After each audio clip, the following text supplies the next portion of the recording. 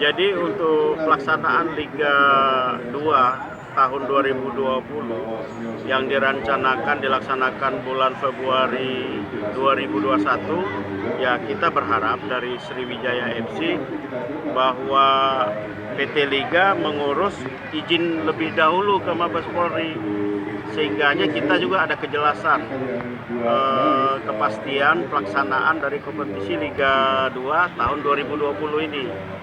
Jadi kalau sudah izin dikantongi oleh PT Liga Indonesia baru kita bicara masalah jadwal, baru kita bicara masalah persiapan tim dan lain-lain. Gitu. Latihan ya kalau kita bulan Februari ditetapkan, kita akan latihan di bulan Januari. Tapi kan sampai sekarang regulasi menyangkut itu belum ada.